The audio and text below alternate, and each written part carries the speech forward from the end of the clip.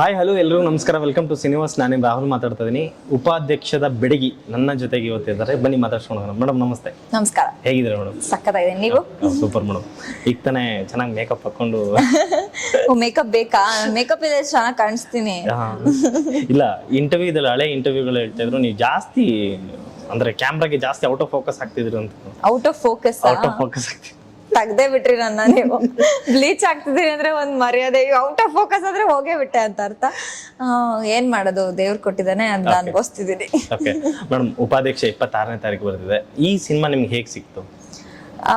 ತುಂಬಾ ಸ್ವೀಟ್ ಆಗಿ ಹೇಳ್ಬೇಕಂದ್ರೆ, ಚಿಕ್ಕಣ್ಣ ಸರ್ ಬೋರ್ ಆಗಿ ಸಾಕಾಗಿ ಟಿವಿ ನೋಡೋಣ ಅಂತ ಚಾನೆಲ್ ಚೇಂಜ್ ಮಾಡ್ತಾ ಇದ್ರು. ಅವಾಗ ಹಿಟ್ಲರ್ ಕಲ್ಯಾಣ ಅಂತ ಒಂದ್ ಸೀರಿಯಲ್ ಬಂತು. ಯಾರು ಈ ಹುಡುಗಿ ಚೈಲ್ಡ್ ಆಗಿ ಆಕ್ಟಿಂಗ್ ಮಾಡ್ತಿದ್ದಾಳೆ ಅಂತ. ಆಕ್ಚುಲಿ ಅವತ್ತು ಆ ಸೀನ್ ಅಲ್ಲಿ ಯೂಶಲಿ ನಾನು ಸೀರೆ ಹಾಕೊಂಡಿರ್ತೀನಿ, ಇಲ್ಲಾಂದ್ರೆ ಚೂಡಿದಾರ್ ಹಾಕೊಂಡಿರ್ತೀನಿ. ಅವತ್ತು ಮಿಡಿ ಹಾಕೊಂಡಿದ್ದೆ. ನನ್ನ ಮನೆ ಏನಿರುತ್ತೆ, ನಾನ್ ಮದ್ವೆ ಆಗಿ ಹೋಗಿರೋ ಮನೆನ ನಾನು ಮಾರ್ಬಿಟ್ಟು, ಯಾಕೆ ಮಾರಿರ್ತೀನಿ ಅಂದ್ರೆ ನನಗೆ ಅಲ್ಲಿ ಒಂದ್ ಸಿನಿಮಾದಲ್ಲಿ ಒಂದ್ ರೋಲ್ ಕೊಡ್ತಾರೆ ಅಂತ ಸಿನಿಮಾದವ್ರಿಗೆ ಮಾರ್ಬಿಟ್ಟಿರ್ತೀನಿ. ಅದು ಯಾವ ರೋಲ್ ಕೊಡ್ತಾರೆ ಅಂದ್ರೆ ಕೆಲ್ಸದವಳು ರೋಲ್ ಕೊಟ್ಟಿರ್ತಾರೆ ನನಗೆ. ಸೊ ಅದ್ರಲ್ಲಿ ಏನೋ ಚೈಲ್ಡ್ ಆಗಿ ಆಡ್ತಿರ್ತೀನಿ. ಅದನ್ನ ಅವ್ರಿಗೆ ಇಷ್ಟ ಆಗಿ ಅವ್ರು ಅನಿಲ್ ಸರ್ಗೆ ಈ ತರ ಒಂದು ಹುಡುಗಿ ಇದ್ದಾಳೆ ನೋಡಿ ಅಂತ ಅವರು ಅಲ್ಲಿ ಕಾಂಟ್ಯಾಕ್ಟ್ ಮಾಡಿದ್ಮೇಲೆ, ಇವಾಗ ಉಮಾಪತಿ ಫಿಲ್ಮ್ಸ್ ಇಂದ ಫೋನ್ ಬಂತು. ಫೋನ್ ಬಂದಾದ್ಮೇಲೆ ಆಡಿಷನ್ ಮಾಡಿದ್ರು. ಚಿಕ್ಕ ಅನ್ನಂಗೆ ಆಡಿಷನ್ ಆಗಿ ಮುಹೂರ್ತಾಗಿ 2 days ಅಲ್ಲಿ ಐ ವೆಂಟ್ ಫಾರ್ ಶೂಟಿಂಗ್. ನಮ್ಮ ಮನೆಯಲ್ಲಿ ನಮ್ಮಮ್ಮ, ನನ್ನ ತಂಗಿ, ನನ್ನ ಚಿಕ್ಕಮ್ಮ, ನಮ್ಮ ದೊಡ್ಡಮ್ಮ 4 ಜನ ನಿಮ್ಮ ಸೀರಿಯಲಿಗೆ ಫ್ಯಾನ್. ನಿಮ್ಮ ಸೀರಿಯಲಲ್ಲಿ ನಾನು ಒಂದು ದಿನ ಅಷ್ಟೇ ಬಜಾರಿ ಕ್ಯಾರೆಕ್ಟರ್ ಇದೆಯಾ ಏನಪ್ಪ ಹಿಂಗೆ ನೋಡ್ತಾ ಇರ್ತಾರೆ ಅಂದಾಗ, ಇಲ್ಲ ಚೆನ್ನಾಗಿದೆ ನೋಡೋ, ಯಾವುದೋ ಅಡುಗೆ ಮಾಡೋಳಿಗೆ ಬಜಾರಿ ಸಿಕ್ಕಿದ್ದಾಳೆ ಅಂತಂದರು. ಇದು ಯಾರಂತ ನೋಡಿದಾಗ ನೀವು ಹಂಗೆ ಇದ್ರಿ. ಆ ಪಾತ್ರ ಸೇಮ್ ಇದೇ ಥರ ಇದೆಯಾ ಅಂತ? ಸ್ವಲ್ಪ ಸಿಮಿಲಾರಿಟೀಸ್ ಖಂಡಿತ ಇದೆ. ಬಜಾರಿನ ಇದ್ರಲ್ಲೂ ಸಿಕ್ಕಾಪಟ್ಟೆ ಬಜಾರಿ. ಬಟ್ ಚಿಕ್ಕಣ್ಣ ಸರ್ ಎಲ್ಲ ಪ್ರಮೋಷನ್ಸ್ ಅಲ್ಲೂ ನನ್ನ ಕಾಲು ಎಳ್ದಿದ್ದಾರೆ. ಇವಾಗ ಸಿನಿಮಾದಲ್ಲಿ ಅದಕ್ಕೆ ನಾನು ಕಾಲು ಎಳ್ದಿದ್ದಕ್ಕೆ ಅವ್ರು ನನಗೆ ಪ್ರಮೋಷನ್ ಅಲ್ಲಿ ಕಾಲು ಎಳಿತಾ ಇದ್ದಾರೆ. ಒಂದು ಅಪ್ಪಂಗೆ ಮುದ್ದು ತುಂಬಾ ಪ್ರೀತಿಯಾಗಿರೋ ಮಗಳು, ಸಿನಿಮಾ ಮೇಲೆ ಸಿಕ್ಕಾಪಟ್ಟೆ ಒಲವು, ಸಿನಿಮಾ ಫ್ಯಾಂಟಸಿ ಅಂದ್ರೆ ಹೊರಗಿನ ಪ್ರಪಂಚದ ಬಗ್ಗೆ ನಾಲೆಜ್ ಇಲ್ಲ. ಬಟ್ ಸಿನಿಮಾ ಅಂದ್ರೇನೆ ಇವಾಗ ಒಂದ್ ಕ್ಯಾರೆಕ್ಟರ್ ನೋಡ್ಬಿಟ್ಟೆ ಒಂದ್ ಗಂಡ ಹಂಗೆ ಇರ್ತಾನೆ, ಒಂದ್ ತಂಗಿ ನೋಡ್ಬಿಟ್ಟು ಒಂದೊಂದ್ ತಂಗಿ ಹಿಂಗೆ ಇರ್ತಾಳೆ ಅನ್ನೋ ಒಂದು ಮೈಂಡ್ ಸೆಟ್ ಅಲ್ಲಿ ಇರೋ ಹುಡುಗಿ. ಸ್ಮಾಲ್ ಸ್ಕ್ರೀನ್ ಇಂದ ಬಿಗ್ ಸ್ಕ್ರೀನ್ ಬರೋದು ಎಷ್ಟು ಕಷ್ಟ ಆಯ್ತು ನಿಮ್ಗೆ ಅಂತ? ಆಕ್ಚುಲಿ ನಾನು ಏನು ಕೇಳ್ಕೊಂಡು ಬಂದಿಲ್ಲ sir, to be very frank. ನನಗೆ ಸೀರಿಯಲ್ ಬಂದಿದ್ದು ಕೂಡ ನಾನು ಒಂದ್ಸತಿ ಓದಾದ್ಮೇಲೆ ನನಗೆ ನಮ್ಮ ತಂದೆ ತಾಯಿ ಹೇಳಿದ್ ಒಂದೇ ಒಂದು ಇದು ಆಯ್ತು, ನಿನಗೆ ಏನಿಷ್ಟ ನೀನ್ ಮಾಡು, ಆದ್ರೆ ನೀನ್ ಅವಕಾಶದ ಹಿಂದೆ ಹೋಗೋ ಆಗಿಲ್ಲ. ಅವಕಾಶ ಬಂದ್ರೆ ನಾನು ನಿಮಗೆ ಕಂಪ್ಲೀಟ್ ಸಪೋರ್ಟ್ ಮಾಡ್ತೀನಿ, ಬರ್ಲಿಲ್ಲ ಅಂದ್ರೆ ನೀನ್ ಮಾಡಂಗಿಲ್ಲ ಅಂತ ಸ್ಟ್ರಿಕ್ಟ್ ಆಗಿ ಹೇಳಿದ್ರು. ತುಂಬಾ ಸ್ಟ್ರಿಕ್ಟ್ ಆಗಿ ಹೇಳಿದ್ರು ನನಗೆ. ಅದಾದ್ಮೇಲೆ ನನ್ಗೆ ಆಡಿಷನ್ ಆಡಿಷನ್ ಕರೆದ್ರು ಜಿ ಕನ್ನಡ ಇಂದ. ಆಡಿಷನ್ ಮಾಡಿದೆ, ಇಷ್ಟ ಆಯ್ತು. ಅದಾಗಿ ಒಂದ್ 6 to 7 monthsಗೆ ನನಗೆ ಬಂದಿದ್ದು ಉಪಾಧ್ಯಕ್ಷ. ಸೊ ಉಪಾಧ್ಯಕ್ಷಗೆ ನಾನು ಯಾವ್ದು ಅಂದ್ರೆ ಈ ತರ ಒಂದು ಸಿನಿಮಾ ನಡೀತಿದೆ ಅಂತ ನನಗೆ ಗೊತ್ತಿರ್ಲಿಲ್ಲ. ಕಾಲ್ ಬಂದಾದ್ಮೇಲೆ ಗೊತ್ತಾಗಿದ್ದು. ಸೊ ನಾನೇನು ಬಯಸಿ ಅದು ಬಂದಿಲ್ಲ. ನಾನು ಮೋಸ್ಟ್ಲಿ ದೇವ್ರ ಹತ್ರ ತುಂಬಾ ವರ್ಷದಿಂದ ಚಿಕ್ಕ ಹುಡುಗಿಯಿಂದ ನನ್ನ ಹೀರೋಯಿನ್ ಮಾಡು ನನ್ ದೊಡ್ಡ ಪೋಸ್ಟರ್ಸ್ ಬರ್ಬೇಕು ಅಂತ ಬೇಡ್ಕೊಂಡೋದ್ ಇವತ್ತು 26ಕ್ಕೆ ಚಿಕ್ಕ ವಯಸ್ಸಿಂದನೂ ಕನ್ಸಿತ್ತು. ಅದು ಇವಾಗ ಅದೇ ಚಿಕನ್ ಹೌಸ್ ಕಾಡಿಸ್ತಾ ಇದ್ರು ನನಗೆ. ಒಂದ್ ಬಿರಿಯಾನಿ ಮಾಡ್ತೀವಿ ನಾವು, ಇವಾಗ ಒಂದ್ ಬಿರಿಯಾನಿ ಏನೋ ಮಾಡ್ತೀವಿ, ಅದಕ್ಕೆ ಲವಂಗ ಅದ್ ಹಾಕ್ಬೇಕು, ಚಕ್ಕೆ ಹಾಕ್ಬೇಕು, ಮಸಾಲ ಹಾಕ್ಬೇಕು ಅಂತ ಗೊತ್ತಿರುತ್ತೆ. ಅಡಿಗೆ ಮಾಡೋರಿಗೆ ಗೊತ್ತಿರುತ್ತೆ, ನನಗ್ ಗೊತ್ತಿಲ್ಲ. ನನಗೇನು ಆಕ್ಟಿಂಗ್ ಮಾಡ್ಬೇಕು, ಹೀರೋಯಿನ್ ಆಗ್ಬೇಕಂತ ಗೊತ್ತು. ಆಕ್ಟಿಂಗ್ ಕ್ಲಾಸಸ್ಗೆ ಹೋಗ್ಬೇಕಾ, ಹೀಗ್ ಕಲಿಬೇಕಾ, ಅವ್ರನ್ನ ನೋಡ್ಬೇಕಾ, ಈ ತರ ಮಾಡ್ಬೇಕಾ ಅಂತ ಏನು ಗೊತ್ತಿರ್ಲಿಲ್ಲ.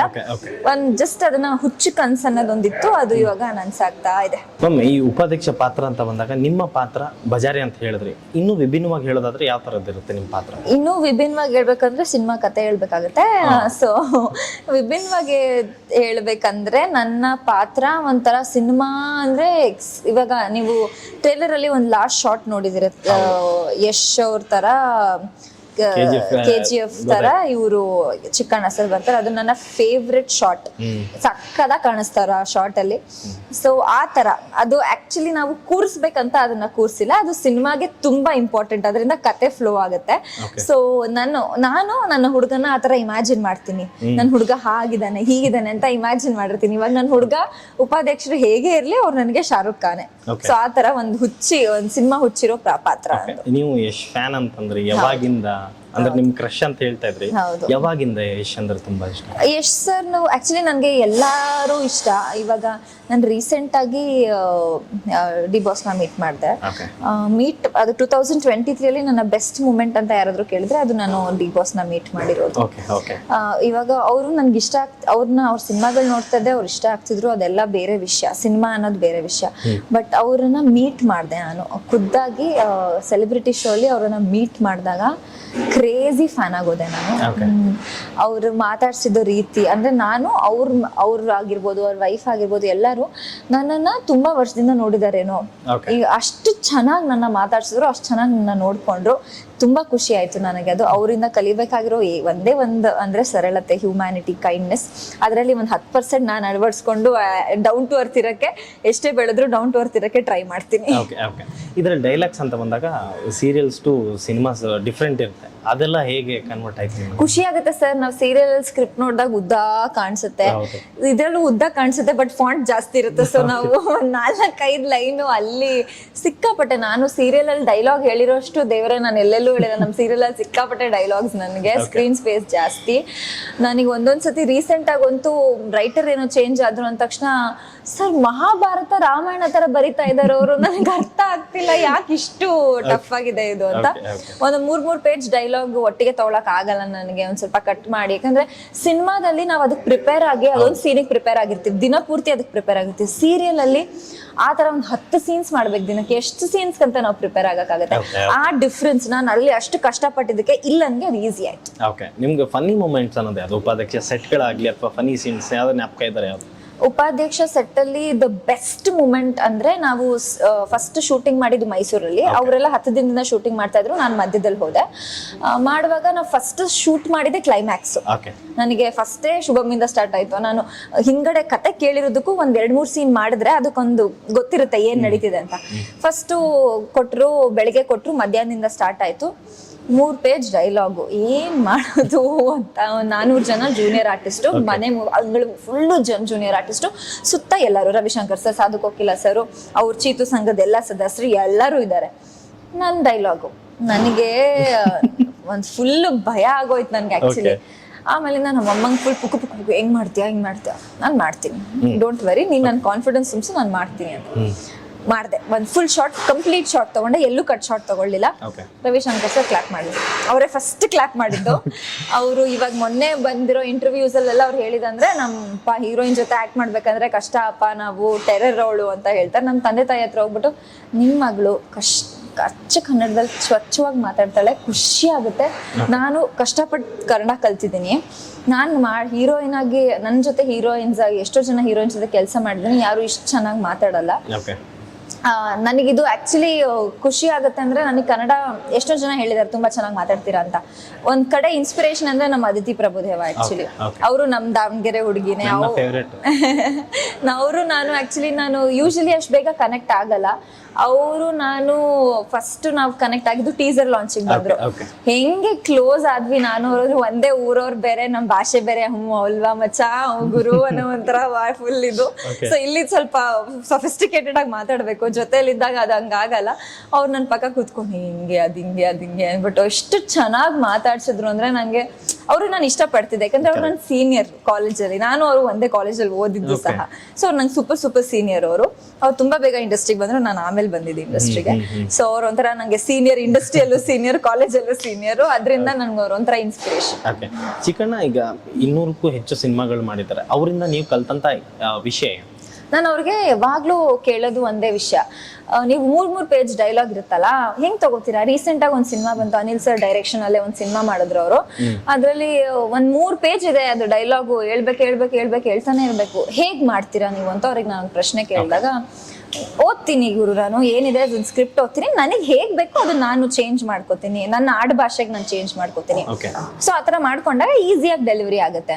ಆಮೇಲೆ ನಾನು ಸೀರಿಯಲ್ ಅಲ್ಲಿ ಯೂಶಲಿ ಗ್ಲಿಸರಿನ್ ಹಾಕೊಳ್ಳಲ್ಲ, ಇಚ್ಛಿತಿಗೆ ಬಿಟ್ಬಿಟ್ಟಿದೀನಿ ಗ್ಲಿಸರಿನ್ ಹಾಕೊಳ್ಳೋದು. ಯಾಕಂದ್ರೆ ಒಂದ್ ಎಮೋಷನ್ ಬರ್ಲಿ, ಅದೊಂಥರ ನಿಜವಾಗ್ಲೂ ಫೀಲ್ ಮಾಡ್ಕೊಂಡ್ ಬಂದ್ರೆ ಅದು ಚಂದ ಕಾಣಿಸುತ್ತೆ ಅಂತ ನಾನು ಕೇಳಿದ್ರೆ, ನಾನು ಗ್ಲಿಸರಿನ್ ಹಾಕೊಳ್ಳಲ್ಲ. ನಂದು ಯಾವ್ದಾದ್ರು ಬೆಸ್ಟ್ ಸೀನ್ಸ್ ಇದ್ರೆ ಸೀರಿಯಲ್ ಅಲ್ಲಿ ಅವ್ರಿಗೆ ತೋರಿಸ್ತಿರ್ತೀನಿ, ನಾನು ನೋಡಿ ಈ ಸೀನ್ ನೋಡಿ ಅಂತ. ಸೊ ಅವರು ನೀವ್ ಹಾಕೋತೀರಾ? ನಾ ಗ್ಲಿಸರಿನ್ ಹಾಕೋತೀನಿ, ಗ್ಲಿಸರಿನ್ ಇಲ್ಲದೆ ನಮಗೆ ಅದೆಲ್ಲ ಮಾಡಕ್ ಬರಲ್ಲ ಅಂತೆಲ್ಲ ಹೇಳ್ತಾರೆ. ಸೊ ಮೇಜರ್ ಆಗಿ ಕಲ್ತಿರೋದು ದೊಡ್ಡ ಸೀನ್ಸ್ ನ, ದೊಡ್ಡ ಡೈಲಾಗ್ಸ್ ನ ಹೇಗ್ ತಗೋತೀರಾ ನೀವು? ಈಗ ನೀವು ಸೆಟ್ಸ್ಗಳಲ್ಲಿ ಹೇಳ್ತಿದ್ರಿ ಫನಿ ಮೂಮೆಂಟ್ ಇರ್ತಿತ್ತಂತ, ತುಂಬಾ ಕಷ್ಟ ಆಗಿದ್ದು ಯಾವ್ದು ನಿಮ್ಗೆ? ಕಷ್ಟ ಆಗಿದ್ದು ಆಕ್ಚುಲಿ ನಾವು ಸೆಟ್ ಸಾಂಗ್ ಡಾನ್ಸ್ ಮಾಡಿದ್ವಲ್ಲ, ಅದ್ರಲ್ಲಿ ಒಂದು ಸ್ಟೆಪ್ ಇತ್ತು. ಆಕ್ಚುಲಿ ಸ್ಟೆಪ್ ನ ಒಂದು ಲಿಫ್ಟ್ ಮಾಡ್ತೀನಿ, ಹಿಂಗ್ ಮೇಲ್ ಬಂದ್ ಹತ್ತುತ್ತೀನಿ, ತುಂಬಾ ಕಾಲು ಇಳಿಕಿದ್ರು ದರ್ಶಿನಿ ಅವ್ರು ಮಾಡಿಸಿದ್ದು ನಿಮ್ಗೆ ಅಂತ ಗೊತ್ತಾಯ್ತು. ಬಂದ್ಬಿಟ್ಟು ಹಿಂಗ್ ಹತ್ತುತ್ತೀನಿ, ಆಮೇಲಿಂದ ಹಿಂಗ್ ಬೆಂಡ್ ಆಗ್ಬೇಕು, ಹಿಂಗ್ ಎತ್ತಿಂಗ್ ಹಿಡ್ಕೋತಾರ ಅವರು. ಅದ್ ಆಕ್ಚುಲಿ ಬೇರೆ ತರ ಡಿಸೈನ್ ಆಗಿತ್ತು ಅದು.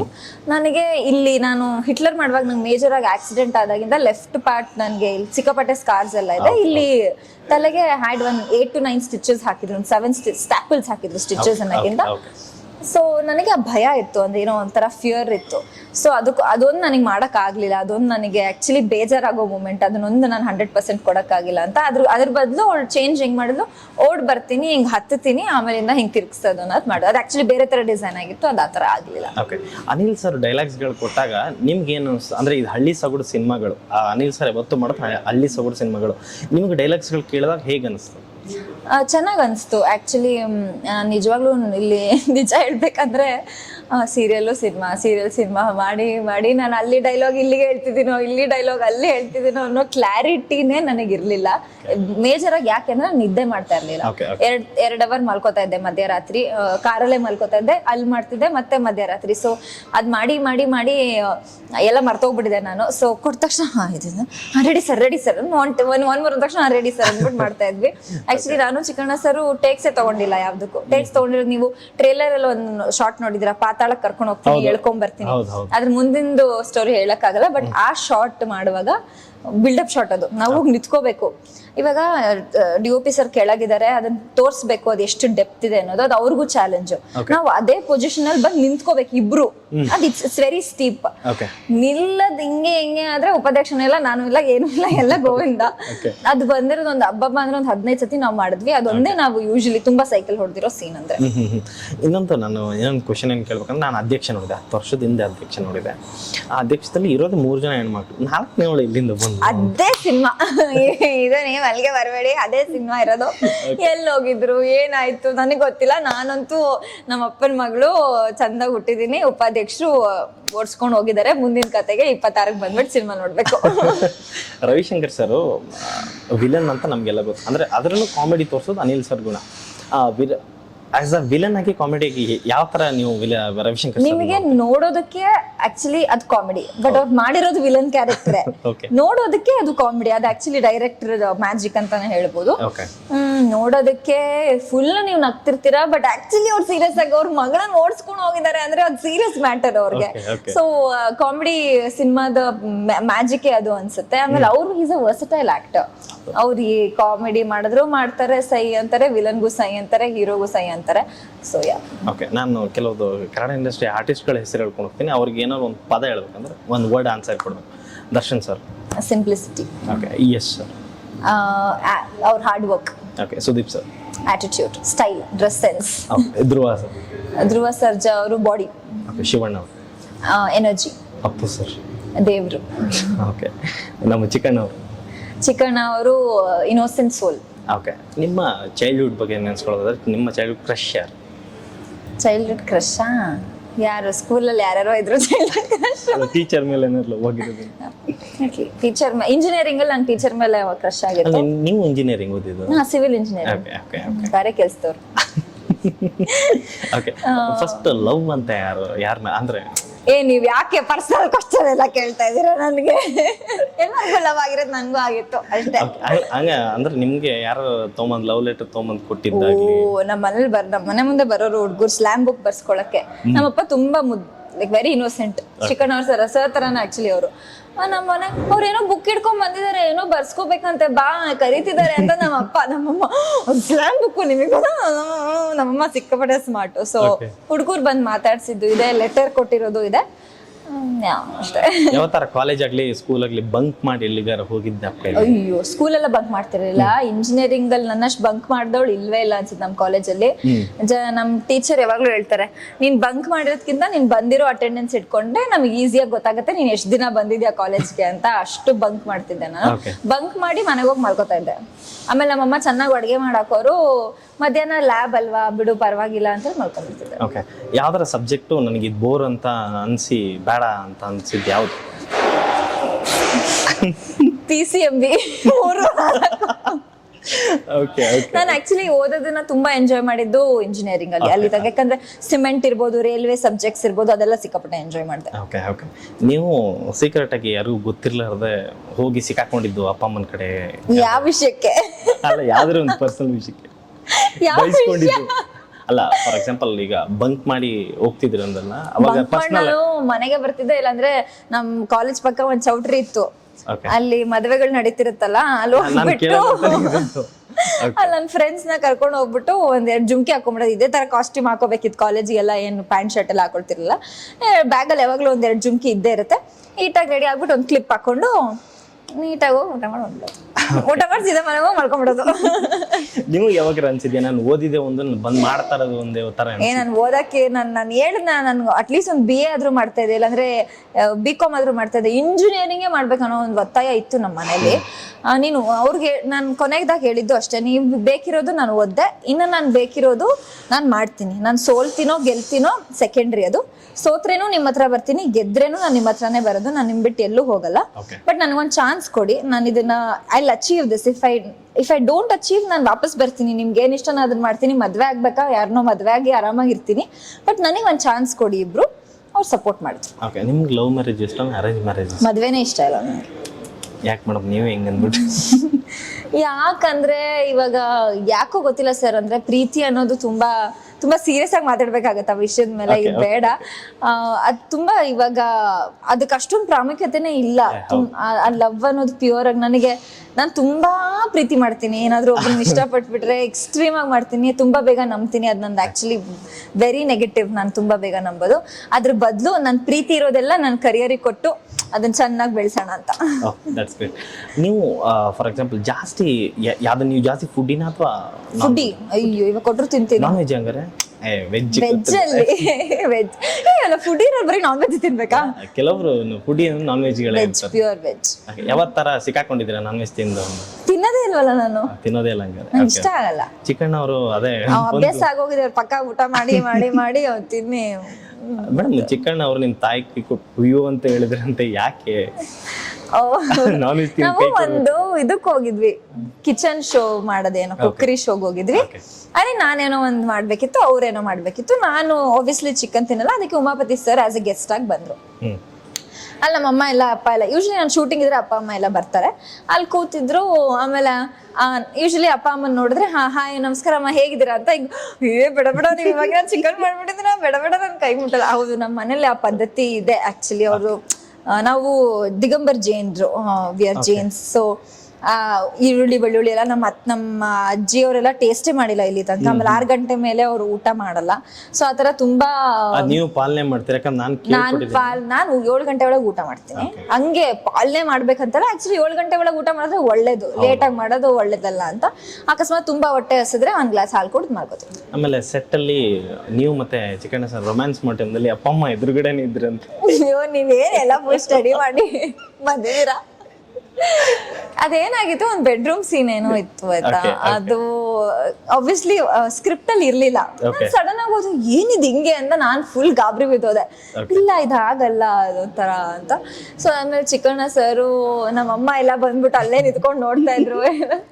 ಅಂದ್ರೆ ಅದೊಂಥರ ಇನ್ನೋಸೆಂಟ್ ನಮ್ಮಮ್ಮ ಅಂತ ಹೇಳ್ಬೋದು. ಬಿಕಾಸ್ ಹೊಸದಾಗಿ ಯಾರಿಗೂ ಏನೂ ಗೊತ್ತಿರಲ್ಲ. ಅದು ಫಸ್ಟ್ ಟೈಮ್ ಬಂದಾಗ ಅದು ಒಂಥರ. ಇವಾಗ ನನ್ಗೆ ಇವಾಗ ಅವ್ರ ಜೊತೆ ಆರಾಮಾಗಿ ಮಾಡೋದ್ರೆ ನಮ್ಮಮ್ಮ ಹೋಗು, ಇವಾಗ ನಾನು ಎಷ್ಟೋ ಸತಿ ಇವಾಗ ಫೋನಲ್ಲಿ ಇರುತ್ತೆ, ಚಿಕ್ಕಣ್ಣ ಸರ್ ಇಲ್ಲಿ ಇರ್ತಾರೆ, ನಾನು ಊಟ ಮಾಡ್ತಿದ್ರೆ ಫೋನ್ ಎತ್ಬಿಟ್ಟು ಹೇಳಿ ಅಮ್ಮ, ಊಟ ಮಾಡ್ತಿದ್ದಾಳೆ, ಆರಾಮಾಗಿದ್ದಾಳೆ, ಚೆನ್ನಾಗಿದ್ದಾಳೆ, ತಿಂದ್ಲು, ಅದ್ ಮಾಡಿದ್ಲು ಅಂತ ಹೇಳ್ಬಿಟ್ಟು ಅವರೇ ಫೋನ್ ಇಡ್ತಾರೆ. ಆ ಬಾಂಡಿಂಗ್ ಬೆಳೆದ್ಬಿಟ್ಟಿದೆ. ಮುಂಚೆ ಅದಿರ್ಲಿಲ್ಲ. ಸೊ ಅದಕ್ಕೆ ಟಫ್ ಆಯ್ತು.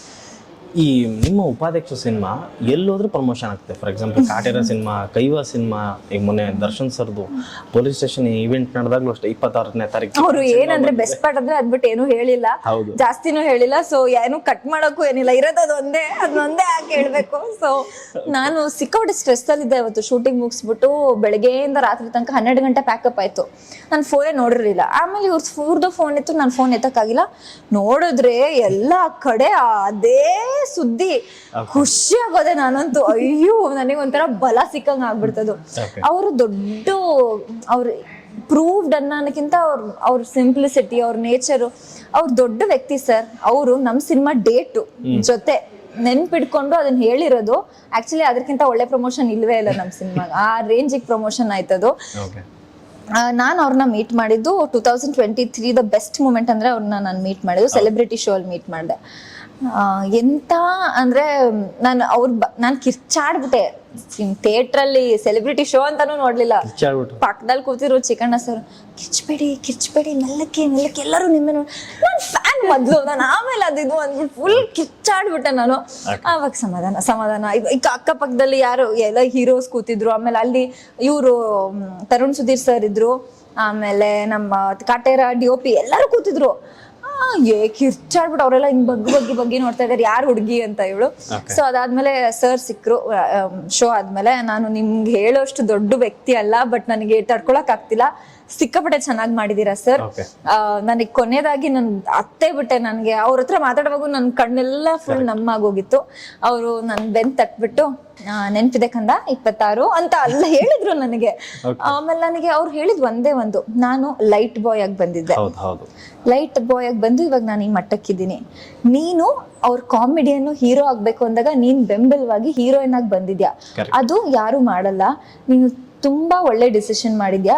ನನ್ನಂತವ್ರನ್ನ ಇವಾಗ ನಾನ್ ಲೈಟ್ ಬಾಯ್ ಆದಾಗ ನನ್ಗೆ ಯಾರೋ ಒಬ್ರು ಅಲ್ಲಿ ಸಪೋರ್ಟ್ ಮಾಡಿದಕ್ಕೆ ನಾನು ಈ ಲೆವೆಲ್ಗೆ ಬೆಳೆದಿದ್ದು.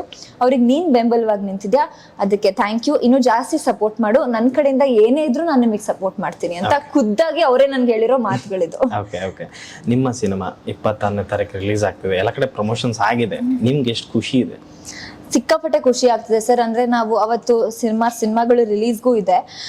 ನಮ್ಮ ಸಿನಿಮಾ ಇವಾಗ ನಾನು ಆಚೆಗೆ ಎಲ್ಲೇ ಹೋದ್ರು, ಮೊನ್ನೆ ಶಿವಮೊಗ್ಗಕ್ಕೆ ಅಥವಾ ಎಲ್ಲೇ ಹೋದ್ರು ಒಂದು ಹುಡುಗಿ ಬಂದ್ರು, ಅವ್ರದ್ದು ರೀಸೆಂಟ್ ಆಗಿ ಮದ್ವೆ ಫಿಕ್ಸ್ ಆಗಿದೆಯಂತೆ, ಬಂದು ಇನ್ವಿಟೇಷನ್ ಕೊಟ್ರು. ನಮಗೆ ಗೊತ್ತು ನೀವು ಬರಕ್ ಆಗಲ್ಲ, ಅಂದ್ರೆ ನಿಮ್ಮ ಆಶೀರ್ವಾದ ನಮ್ಗಿರ್ಲಿ. ನಾವು ಫಸ್ಟ್ ಸಿನಿಮಾ ಈ ಇಯರ್ ಅಲ್ಲಿ ನೋಡ್ಬೇಕಾಗಿರೋದು ಉಪಾಧ್ಯಕ್ಷನೇ. ನನ್ನ ವೈಫ್, ನಾನು ಲೈಕ್ ಮದ್ವೆ ಆಗೋ ಹುಡುಗಿ ನನಗೆ ಹೇಳಿರೋದು, ಅವ್ರ ಮಾತನ್ನ ನಾನು ಮೀರಕ್ ಆಗಲ್ಲ. ಸೊ ಅದಕ್ಕೆ ನಾನು ಎಲ್ಲರಿಗೂ ಏನ್ ಹೇಳ್ತಿರೋದು, ನಮ್ ಸೀರಿಯಲ್ ನ ಯಾರ್ಯಾರು ಹೆಂಗಸರು ನೋಡ್ತಾ ಇದ್ರಿ, ನಿಮ್ ಗಂಡಂಗೆ ಹೇಳಿ ಕರ್ಕೊಂಡು ಹೋಗಕ್ಕೆ, ನಿಮ್ ಫ್ಯಾಮಿಲಿ ಜೊತೆ ಹೋಗಿ 26ಕ್ಕೆ ನಮ್ ಸಿನಿಮಾನ ನೋಡಿ, ನಮ್ ಸಿನಿಮಾನ ಗೆಲ್ಸಿ ದೊಡ್ಡ ಹಿಟ್ ಮಾಡಿ. ಯಾಕಂದ್ರೆ ನೀವು ನಮಗೆ ಎಷ್ಟು ಬೆಂಬಲವಾಗಿರ್ತೀರಾ, ನಾವಷ್ಟು ಬೆಳೆಯಕ್ಕೆ ನಮಗೆ ಸಪೋರ್ಟ್ ಸಿಗುತ್ತೆ. ದಯವಿಟ್ಟು ಎಲ್ಲರೂ ಜನವರಿ 26ಕ್ಕೆ ಉಪಾಧ್ಯಕ್ಷ ಸಿನಿಮಾ ನೋಡಿ, ಹರಿಸಿ ಹಾರೈಸಿ ಸಪೋರ್ಟ್ ಮಾಡಿ. Thank you ma'am. Thank you. ನೋಡೋದಲ್ಲ 26ನೇ ತಾರೀಕು ಉಪಾಧ್ಯಕ್ಷ ಸಿನಿಮಾ ರಿಲೀಸ್ ಆಗ್ತದೆ, ಎಲ್ಲ ನೋಡ್ಬೇಕಂತ ಕೇಳ್ಕೊತೀನಿ. Thank you.